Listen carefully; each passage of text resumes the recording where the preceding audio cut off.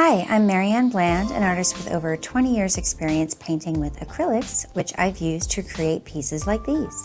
The most common question other artists have for me is, how do you blend with acrylics? Today I'll show you my most important tips for blending with acrylic paint. If you find this helpful and want to see more how-to videos for art, please like this video and subscribe. Blending with acrylics is about workability. Acrylics are pigment particles suspended in plastic, and they're water soluble until they dry, but they dry fast. What we're looking at today is how to make acrylics more workable. My most important suggestion of all is to use mediums.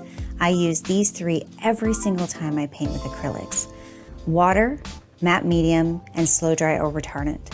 Water is the most obvious choice here because increasing moisture content slows drying time, but it may thin your paint too much. Slow dry or retarder is formulated specifically for acrylic paint and achieves this without thinning the paint as much, but you only need a drop for each dollop. Matte medium is my all-time favorite because it's really the best secret to making acrylic work a little bit more like oil paint. My second tip for blending with acrylics is to be aware of the speed with which you can work. Before you start, think about what you want to paint and use that to inform your canvas and brush sizes. Being practical about how much space on your canvas you can realistically work while it stays wet will improve your control. Working quickly will help you blend. If you've added slow dry to your paint, you can pre-mix colors on your palette, but again, they dry fast, so stick to 2 to 3 at a time. In this case, I'm using a smaller canvas and focusing first on getting the sky and sun painted in because those are the parts that will require the most smooth, flat blending.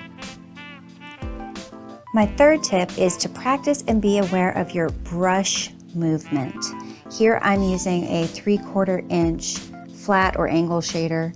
I also have a chip brush that's about 1.5 inches wide, and you'll see me moving my brush at different angles to the left and right, sometimes going diagonal or up and down, and I'll often dry my brush. That's what you see me doing on the towel at the right when it needs to do a better job for me of feathering pigment between two tones rather than having a large application of one specific color. So you see here's diagonal, left and right, and now I'm switching brushes.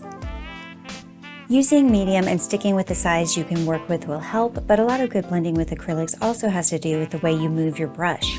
For broad areas of color like skies that you want smooth blending in, use a big flat brush with smoother bristles rather than the stiff kind. Angle the brush, vary movements. Extend your movements beyond the canvas so the paint doesn't pile up on the edges, and lighter pressure is also helpful.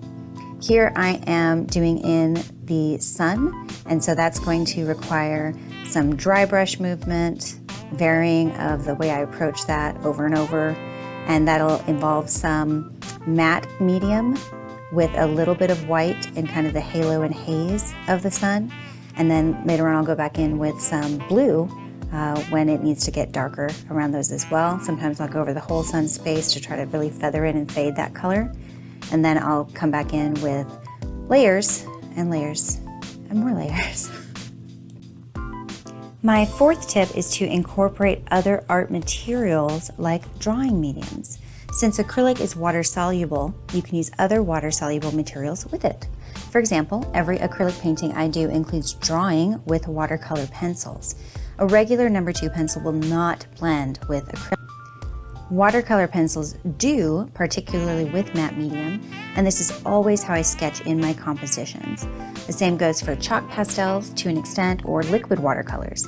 These may be finishing touches, such as reflections, light halos, etc., and you probably want to do most of the drawing elements at the end unless you plan to paint over them, such as with this sketch.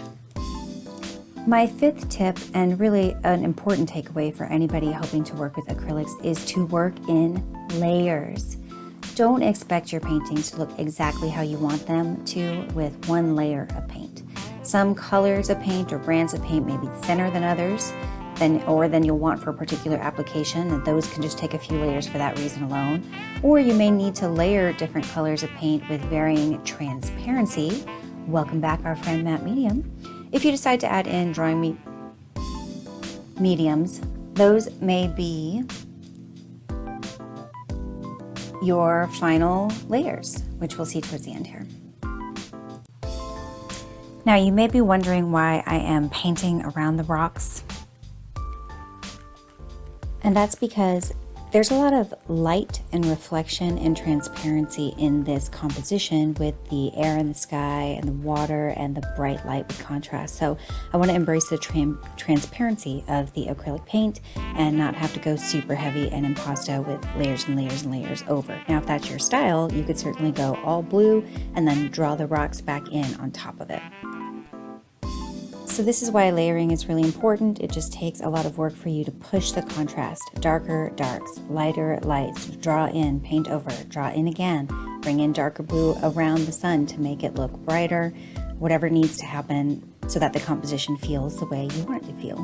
You also want to take advantage of the texture of the canvas, which I often do with my drawing materials.